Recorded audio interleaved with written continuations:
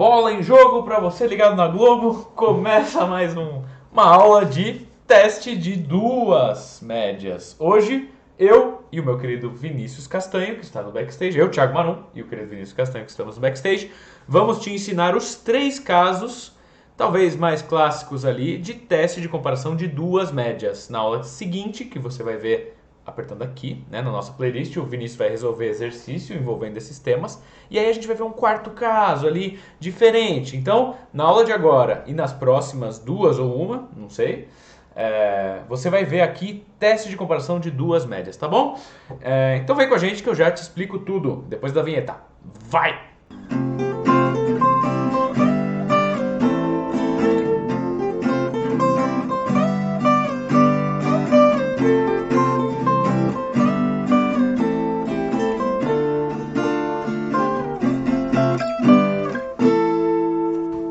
Sejam muito bem-vindos, vocês estão no canal Educacional THM, diretamente do estúdio da banda. Para começar o vídeo, como sempre, eu vou pedir para vocês não deixarem de curtir, de comentar, de compartilhar com seus amigos esse material, esse conteúdo todo gratuito, pensado para você que está interessado aí em aprender, é claro. Não que você assistiria uma aula dessa só para passar numa matéria de faculdade, não é mesmo? Mas, desde já eu agradeço, eu e Vinícius, agradecemos o apoio de sempre, tá bom? Então, vamos começar a aula de hoje recapitulando umas coisas que a gente vem falando nas últimas aulas, e para isso eu vou ter que piscar lá para a nossa lousa digital e fazer uma breve, bem breve aqui conversa com vocês sobre o que a gente falou nas últimas aulas de teste de médias, né? Na última a gente estava falando de teste de hipótese para variância, a gente chegou a tratar teste de proporção, mas quando a gente viu o teste de média, né, para uma média só, a gente montou uma coisa que eu vou fazer bem rapidinho, né, porque eu só estou relembrando. Se você tiver com dúvida nisso, acho que é melhor você voltar aqui nos vídeos da playlist dessa aula específica e da de exercícios. A gente tinha lá uma certa média assumida para um problema, que eu chamei de μ0, e a gente queria comparar se ela era diferente ou maior ou menor que essa μ0. Para isso a gente falou, olha, eu vou ter que usar um estimador, e a gente conversou bastante de estimadores, e aí a gente usaria o x barra, que é a média amostral comum desses estimadores, e a gente falou, olha, para definir um valor crítico, eu preciso ali pegar, ele tem uma distribuição normal, a média lá tem uma distribuição normal, e para pegar esse valor crítico eu preciso saber onde está centrada essa distribuição. Então ela tem uma certa média, que era aquele μ0, né? Aí para pegar um valor crítico, por exemplo, aqui, ó, que teria alguma porcentagem alfa aqui, vamos colocar um exemplo de maior, por exemplo. Teria alguma porcentagem alfa de significância aqui, o que eu teria que fazer? A gente falou com vocês isso bem rapidinho. Se você não está lembrado, volta na aula passada, mas esse conceito é importante para entender a dedução de agora. A gente falou, olha, como essa distribuição é normal, eu posso ali escrever uma z de alfa, que é equivalente ao quê? Ao x barra crítico. A gente fez essa dedução com calma. E a gente falou assim, olha, aí eu teria que subtrair o valor esperado dessa minha variável x barra e dividir pela variância, pela raiz da variância, na verdade, raiz da variância do x barra. E aí a gente foi com toda a calma e todas as propriedades de estimadores, que é uma aula também importante para entender isso aqui, para falar o seguinte, olha, o valor esperado do x barra é o parâmetro que ele deseja ou desejava estimar, que no caso é o μ. Olha que interessante, mas como o μ nesse caso é μ0, então seria o μ0 aqui nesse canto. E a variância do x barra, então a variância do estimador, a gente falou bastante isso, ela seria a variância da variável, que a gente estava denotando por sigma quadrado, dividido pelo número de elementos que a gente tinha. Então a gente usou bastante uma construção desse tipo para poder chegar numa conta que tinha o x barra crítico é calculado como z, que era um número da distribuição de origem do estimador, vezes uma dispersão calculada ali com o número de elementos e com sigma, ou sigma quadrado, ou raiz do sigma quadrado, e a média que você assume atualmente. Então, esses elementos eram importantes para definir o valor crítico do nosso teste. Muito bem, feito essa revisão bem curtinha, agora eu vou deixar só o principal que a gente usou desses conceitos aqui, que é para um determinado x barra, e aqui eu vou colocar um x barra A, eu já explico para vocês, para um determinado x barra A, que vem lá de uma distribuição, vem de uma variável aleatória x, por exemplo, ele vai ter um valor esperado, que a gente vai chamar de μA, e uma variância, que pode ser explicada como sigma ao quadrado dessa população A sobre o número de elementos que você pegou na amostrinha A. Pronto, foi isso que a gente usou lá. Eu só estou usando o índice A agora porque nós temos duas médias a serem comparadas. Olha só, essa aula de agora trata a comparação de duas médias. Então vamos ver como é que funcionaria isso. Eu teria uma hipótese nula que é o seguinte. Olha, eu tenho dois grupos de elementos, de dados, de populações, de espécies, de qualquer que seja o problema, e que eu imagino que a média desses dois grupos seja igual.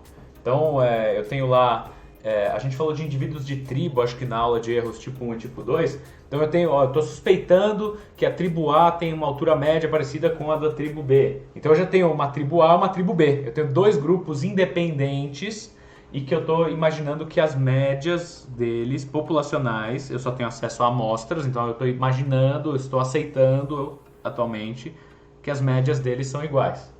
E eu quero testar, por exemplo, que a média do grupo A é maior que a média do grupo B. Vamos dar esse exemplo, mas a gente poderia colocar diferença ou menor, isso não tem problema. Do jeito que está montado aqui, a gente ainda não sabe trabalhar, mas com uma certa manipulação, eu vou fazer o seguinte, olha só. Eu vou pegar onde tem o MIB, eu vou fazer uma coisa lá do ensino fundamental. Eu vou jogar tudo que tá. Não consigo selecionar de jeito nenhum. Pronto, eu vou jogar tudo que estava de um lado da equação para o outro. Então, peraí, vamos... Se precisasse apagar. Não, é mais fácil apagar, mas vamos colocar... não, eu não aguento isso. Tudo bem, eu vou jogar o MIB que estava do lado de lá da equação. Ele não me deixa, Vinícius Castanho. Tudo bem. Eu vou jogar o MIB para esse lado aqui e igualar tudo a zero. Muito bem. E aí, nesse outro problema aqui de baixo, se eu fizer essa mesma manipulação só apagando e reescrevendo, porque é muito mais fácil, eu vou ter uma sentença assim. Muito bem. Agora chegamos num ponto interessante. MA e MB são variáveis independentes. Perdão, o grupo A e o grupo B são grupos independentes. Então a variável aleatória x, que está lá no grupo A, xa, e a variável aleatória xb, que está lá no grupo B, são independentes e a média delas, então x barra A, x barra B, também é independente uma da outra. Muito bem. Pergunta. A gente sabe que a gente vai usar MA menos MB. Então, o nosso estimador, nossa estatística de teste vai estar em torno de um x barra A menos um x barra B. Por que isso? Olha, porque quando a gente trata só um Mi, a gente usa o x barra. Se eu tenho dois grupos, eu vou usar o x barra de um e o x barra de outro. Beleza, essa é a estatística de teste. Agora, como que fica essa questão aqui, ó? O valor esperado e a variância dessa variável de teste agora, que é A menos B, né? O barra do A menos o barra do B. Olha só, o valor esperado disso aqui, como elas são independentes, e aqui eu vou precisar que, se você não está entendendo, dá um pulinho na aula lá de probabilidade, que a gente fala de valor esperado de variáveis aleatórias, né? No caso de variáveis aleatórias independentes, o valor esperado de uma menos outra é o valor esperado da primeira, que é MA, menos o valor esperado da segunda. Beleza. Tudo bem. E a variância disso? Aqui eu vou pedir também, se você não entender essa dedução, para dar um pulinho lá, porque essa parte é importante. Variância é uma medida de dispersão, ela tem a ver com erros. Então, se eu estou fazendo a subtração de um pelo outro, mas é a variância, isso aqui vai entrar com um sinal trocado. Eu já vou mostrar para vocês. Deixa eu puxar tudo isso para cima, para ter mais espaço. Muito bem. Beleza. E aí, ó, eu vou ter a variância do meu primeiro elemento. Eu vou fazer com calma aqui, ó. A variância do meu primeiro elemento. Aí eu teria menos 1, só que isso sai ao quadrado. Eu teria mais, aí menos 1 elevado ao quadrado, por propriedade que a gente tem. Uma multiplicação de menos 1 vezes o x barra b, vezes a variância do x barra b. Então, tudo isso para falar que eu teria var de x barra a mais var de x barra b. Ou seja, deixa eu apagar aqui, var de x barra a é sigma a quadrado sobre na mas, mesmo que eu esteja tratando uma diferença de médias, a variância ela é somada, porque afinal é uma medida de erro, de incerteza. Então eu não posso pegar duas populações e estar trabalhando com as duas e a incerteza diminuir, ela aumenta. Então tudo bem. E a origem disso vem da propriedade que eu estou falando que está lá em probabilidade. Agora que eu tenho esses dois casos, fala para mim, chuta e acerta. Se x barra A tem distribuição normal, x barra B tem distribuição normal, uma operação entre as duas tem distribuição? Normal. Normal, muito bem. Mas por quê? Por quê? Muito bem, porque quando você combina linearmente, que é o que a gente está fazendo aqui, uma menos a outra é uma combinação linear. Quando você combina variáveis aleatórias que têm uma mesma distribuição, a distribuição resultante dessa combinação tem a distribuição das variáveis originais. Falei bonito, me enrolei, mas é o seguinte, se x barra A é normal, x barra B é normal, qualquer operação linear entre as duas vai ser normal também. Tem a ver com o teorema do limite central, né? Tem a ver com o teorema do limite central também, você está muito acurado nessa sua observação, mas eu vou deixar maiores dúvidas sobre essa dedução para a aula tanto de teorema do limite central quanto para a aula de combinação linear de variáveis aleatórias, ambas presentes no curso de probabilidade, correto? Certo. Então, muito bem. Então, já que x barra A menos x barra B tem distribuição normal, eu vou colocar aqui, ó, essa distribuição normal, vou colocar aqui a nossa variável, ela vai ter uma média que é μA menos μB. Acontece que eu tenho uma hipótese nula que eu aceito atualmente, em que μA menos μB vale 0. Então, já vou colocar aqui, ó, 0. Muito bem. E aí, se eu quiser um valor crítico, um valor x barra A menos x barra B crítico, que tenha, por exemplo, bem análogo àquele problema de uma variável só que eu falei agora há pouco, eu vou ter que usar minha normal padrão. Eu tenho lá um z de alfa e isso é montado da seguinte maneira. Isso vai ser igual. Aí vamos lá, eu tenho que pegar meu valor crítico, que começou a ficar maior porque eu tenho dois termos, certo? Eu tenho que subtrair o valor esperado de x barra A menos x barra B, que a gente acabou de falar que é 0, porque seria μA menos μB, mas que na hipótese original vale 0. E eu teria que dividir isso pelo desvio padrão, então a raiz desse termo feio aqui em cima. Então, vamos só puxar esse termo e botar a raiz, porque fica mais fácil, não é mesmo? Vamos pôr a raiz aqui. Tadã! Muito bem. Agora, feita a dedução que eu queria fazer com vocês, vamos isolar isso aqui, quando o computador me permitir. Vamos agora tirar os elementos de revisão que a gente fez, subir aqui a nossa lousinha. É muito bom que enquanto eu vou falando, eu vou consertando uma lousa talvez não tão bem pensada, não é mesmo? Mas agora, com esses termos, eu vou colocar só o que interessa aqui pra gente. Deixa eu colocar, por exemplo, em laranja, ó. Esse valor aqui crítico, agora eu vou isolar aquela equação que está à direita do vídeo de vocês, eu vou isolar ela, né? Então, como que eu calculo meu valor crítico agora? X barra A menos x barra B crítico. Ele vai ser igual o z da minha variável aplicado a um determinado alfa, que multiplica esse desvio todo aqui, e depois eu somaria 0. Então eu vou até puxar esse desvio todo aqui, que ele é muito feio. Vem pra cá, certo? Vou colocá-lo em laranja para ficar coerente. E eu teria que somar 0. Mas somar 0 é a mesma coisa que não fazer nada. Muito bem. Então, nós temos, no fim das contas, uma estatística de teste crítica, que é calculada em função da distribuição pertinente, que é normal, então é um z de alfa, do número de elementos de um grupo, do número de elementos de outro grupo e da dispersão de um grupo e da dispersão de outro grupo. Muito bem. Aí você me perguntaria, né? Eu tenho esse caso em que eu tenho as duas médias e eu conheço sigma ao quadrado A e sigma ao quadrado B. Pronto. Se eu conheço, o que eu faço? Eu tenho um valor crítico calculado com essa fórmula. Eu vou pegar o meu valor amostral, x barra A menos x barra B da amostra. E aí eu vou usar aquela distribuição normal que a gente falou e comparar onde cai o meu valor amostral. Eu tenho minha barreira aqui no canto. Se o meu valor amostral cair à direita dela, eu rejeito nesse exemplo. Se cair à esquerda, eu não rejeito e por aí vai. Muito bem, mas pode ser... Então esse é o primeiro caso. Vamos chamar de primeiro caso. É um teste de duas médias com variâncias conhecidas. Tudo bem? Essa é a fórmula para o caso conhecido. O problema é que na prática é difícil você conhecer um outro parâmetro como a variância ou o desvio padrão de uma população.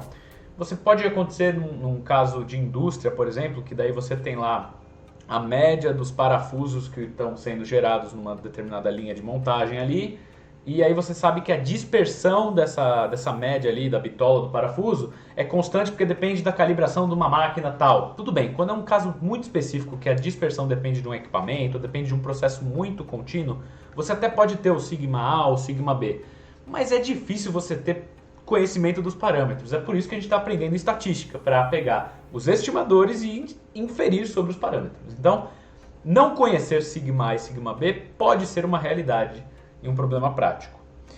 E aí a gente teria dois casos em que eu não conheço sigma A e sigma B. Eu vou colocar aqui já uma certa dedução, mas eu vou mostrar para vocês. Segundo e terceiro caso. Deixa eu puxar para cá.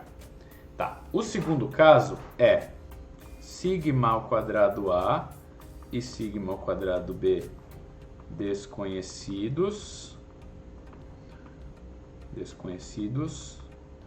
Porém,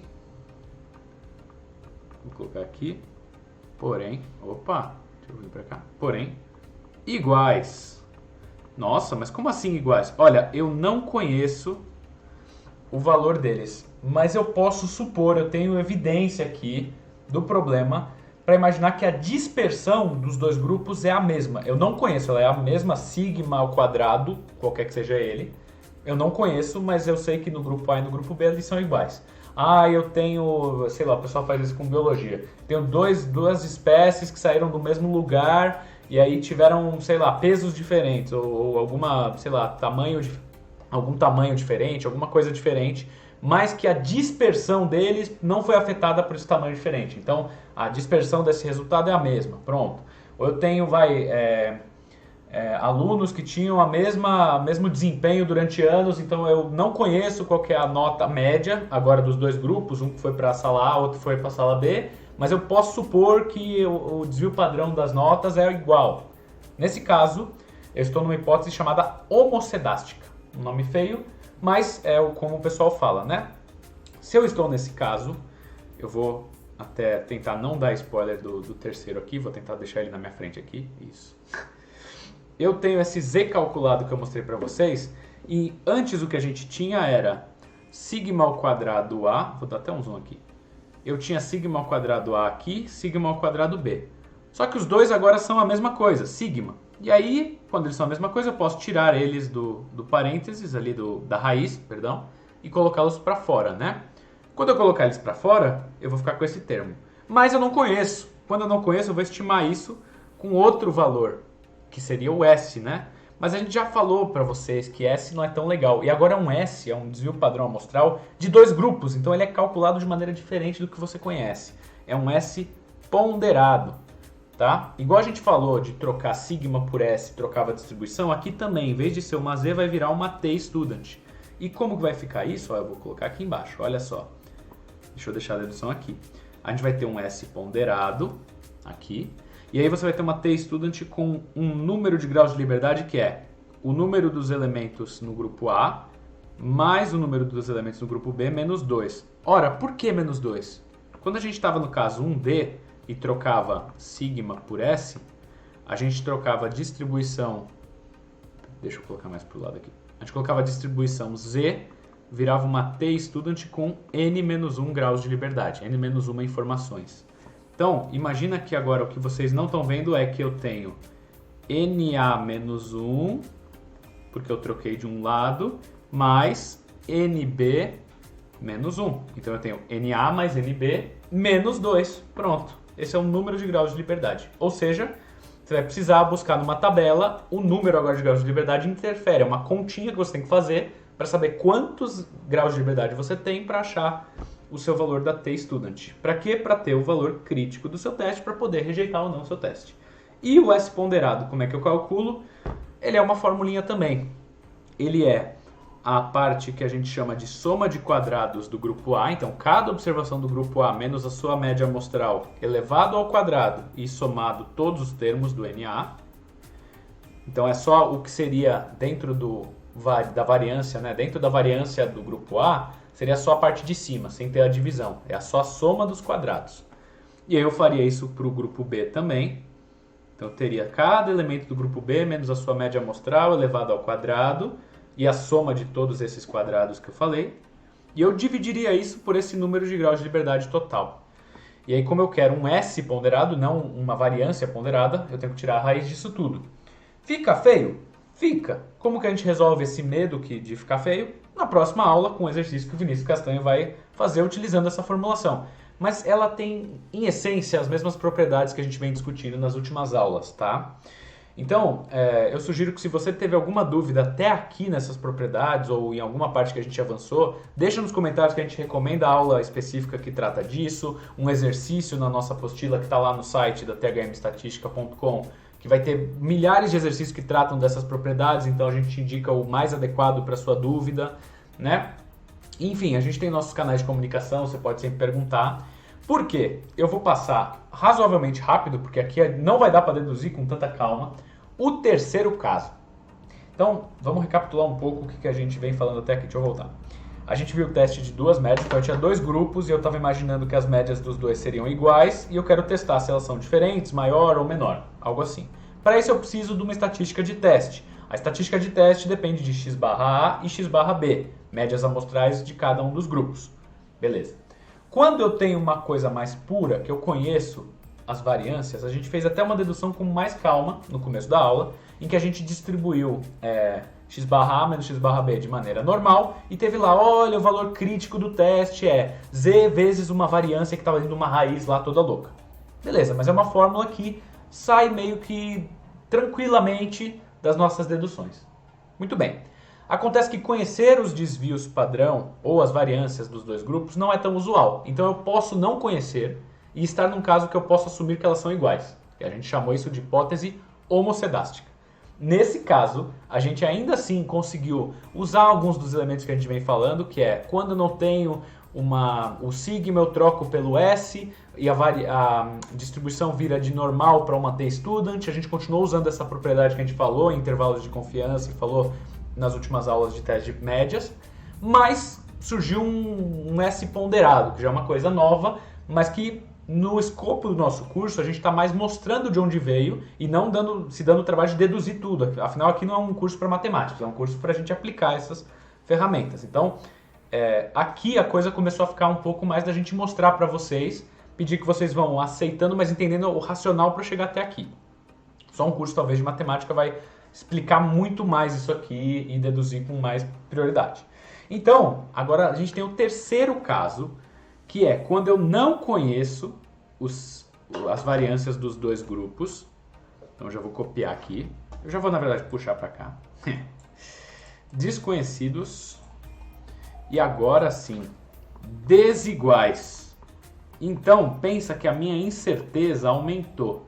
Se eu tiro um S ponderado para fazer alguma conta, o S que seria o ponderado aqui seria muito maior, porque a incerteza aumentou muito, porque agora eu não conheço as variâncias e elas são desiguais. Então tudo bem, como que fica isso? A gente já coloca para vocês aqui.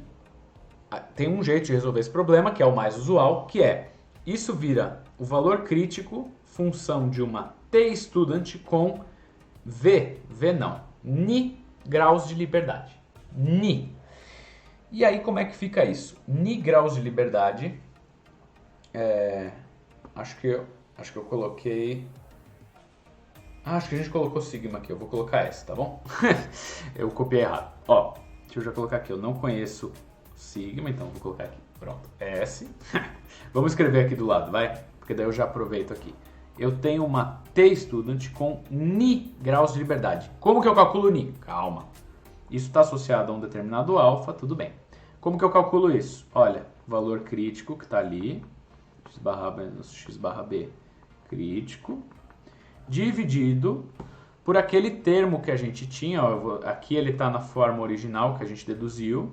Só que agora, como eu não conheço o sigma ao quadrado A, eu vou estimar por S ao quadrado A sobre NA mais S ao quadrado B sobre NB. Muito bem. E aqueles ni graus de liberdade? Olha só. Agora começou a ficar confuso. Por quê? Ni graus de liberdade vai depender de WA e WB. Quem são WA? Dois pesos, vamos chamar assim, o peso A e o peso B, tá? O peso A mais o peso B ao quadrado é o numerador dessa conta que vai dar os números de graus de liberdade. Dividido por uma ponderação do peso A ao quadrado sobre NA mais 1. Mais uma ponderação do peso B ao quadrado sobre NB mais 1. Começou a ficar confuso. E por quê? Porque isso é uma aproximação que é feita para a gente conseguir aplicar essa ferramenta com uma T-Student, que é uma distribuição razoavelmente simples de se trabalhar. Então aqui a dedução, por mais que a gente queira entender ao fundo, você teria que estar na matemática para entender. Então a gente está mais mostrando. Tá? Para não me alongar muito, só falta agora descobrir como calcula o peso A e o peso B. Eu vou colocar aqui o peso A, que não é tão complicado de se obter, que é S ao quadrado A sobre NA. Pronto. E aí o peso B é análogo, né? É o S ao quadrado B. Opa. Deixa eu colocar aqui. S ao quadrado B. Pronto, sobre NB. Moral da história, eu tenho uma conta agora que tem um valor crítico, mas que já é mais difícil de se obter. E tudo bem, o que a gente sugere para você quando for fazer o exercício, tá? Você vai calcular a variância do grupo A, vai calcular a variância do grupo B, aí vai calcular o peso A, o peso B, aí você vai usar essa fórmula do Ni aqui, deixa eu vir para a esquerda, você vai usar essa fórmula do Ni para descobrir o número de graus de liberdade, vai dar, sei lá, 17, tudo bem. Aí você vai falar, bom, eu tenho que encontrar então a T-Student com 17 graus de liberdade e alfa, que é a minha significância, vem do enunciado. Quando eu tiver esse valor, eu vou multiplicar isso pela raiz dessa conta aqui. E aí eu vou ter o valor crítico. E aí você vai fazer do mesmo jeito. Lembra que x barra A e x barra B tem distribuição normal. Vai ter virado uma T-Student nesse caso, mas você vai desenhar da mesma forma, que é uma distribuição simétrica, mesmo que não seja normal, pode ser T-Student, né? Se fosse normal seria mais bonitinho assim, mas tanto faz. O desenho que você vai fazer é uma distribuição simétrica. Você vai colocar na média dela o zero, porque você está imaginando que a diferença entre os grupos não existe originalmente. E você vai colocar o valor crítico aqui no canto, ó, x barra A menos x barra B crítico. E aí você vai analisar dessa mesma forma. Se passou da barreira, se excedeu a barreira eu rejeito o teste, se não excedeu eu não rejeito. Deixa eu já colocar aqui, ó, alfa, pronto. Esse é um dos exemplos, né? Tudo isso, lembremos, para o caso em que eu tenho uma hipótese alternativa com maior que zero. Se eu tiver o mesmo caso para menor que zero, aí algumas coisas vão mudar, porque o meu valor estará nesse canto à esquerda. E aí, para a maioria dos casos isso não tem muito problema, porque você vai ter o mesmo valor na tabela que você vai buscar, mas você tem que pensar agora que, se eu tiver no outro caso, é um valor menor do que o crítico para eu rejeitar o teste. E se você ainda tiver numa hipótese que é diferença entre as duas, aí sim que você tem que tomar mais cuidado, porque você vai ter que jogar alfa sobre 2 nas suas formulações para ter os valores de tabela corretos e resolver o enunciado. Deixa eu voltar aqui, que essa aula já estourou no nosso tempo, e eu queria dizer o seguinte: é uma aula bem compilada sobre 3 casos possíveis de teste de médias que a gente está falando e que vai ser resolvido, a gente espera que seja mais esclarecido na próxima aula com exercícios do assunto. Se você teve alguma dúvida aqui, deixa nos comentários para a gente ajudar, porque esse ferramental todo está com a lógica que a gente vem conduzindo ao longo do curso. Então, ter dúvidas aqui é importante para a gente mostrar onde você está falhando e como você consegue entender essa matéria, mesmo sem todas as deduções, mas de uma maneira mais simples, entendeu? Olha, eu sei mais ou menos de onde veio, a sequência lógica tem coerência, e aí eu vou fazer o meu formulário para alguma prova ou para aplicar num problema, E eu sei que isso faz sentido, eu já tenho as coisas muito bem separadas, não fica só uma questão de decorar a fórmula, porque se for para decorar a fórmula, você tem 3 casos para as médias, se você tiver numa hipótese alternativa de maior que 0. Aí você tem mais 3 se for menor que 0, mais 3 se for diferente. Pô, é fórmula demais sem você entender, e aí sim que você vai errar e achar que esse problema é um monstro de 7 cabeças, ou de 9 cabeças. Tá bom? Algum comentário adicional? Tudo certo. Tudo certo. Então Aula tá bom. grande. Oi? Aula grande. Aula grande. Então na próxima aula a gente se vê. Eu vou estar no backstage, o Vinícius Castanho vai tocar e a gente se vê na próxima então. Valeu, até mais.